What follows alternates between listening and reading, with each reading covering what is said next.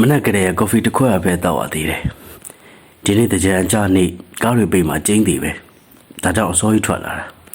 အခုတော့ဒီဆိုင်ပုတ်ကြီးအောင်မှာနိုင်ဝက်လောက်ရှိသွားပြီတကုံတော့ရအကြောင်းတိုင်းတဲ့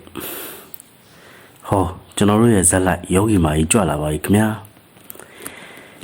စောင့်နေတာကြာပြီလားယင်မိနစ်30လောက်ပေါ့ဆရာတော်ဝင်လျှောက်ရသေးတယ်လေကက်တက်အိမ်ဝင်အောင်မလားဟင်းမန်တက်ကိုတန်းမောင်းတော့ဒီဝစားကြီးနဲ့ဘာဖြစ်လဲတပတ်ကြီးဖြုတ်လိုက်ပြီးတာပဲဟာပြောပြီးတော့ပေါ်ပါစွာကားရှိကမှဝင်ထိုင်တယ်အပြစ်မှာရေတွေစိုးရွှဲနေကုန်ကြပြီကျွန်တော်တို့ကတော့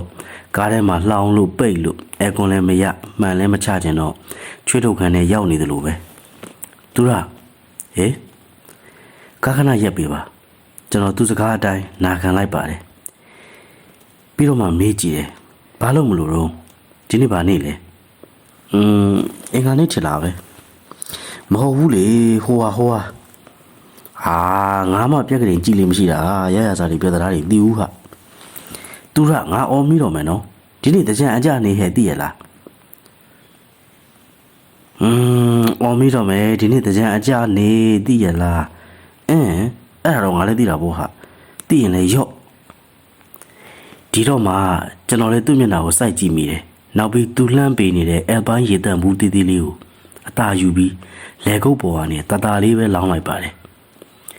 သူကကျွန်တော်ရေလောင်းတာကိုပခုံးလေးကျုံပြီးငင်ငင်လေးနေတယ်ကျွန်တော်သိကြပါတယ်သူပြုံးနေမှာပါပြီးမှကျွန်တော်ကိုပြောတယ်ငပိန်းလေးတဲ့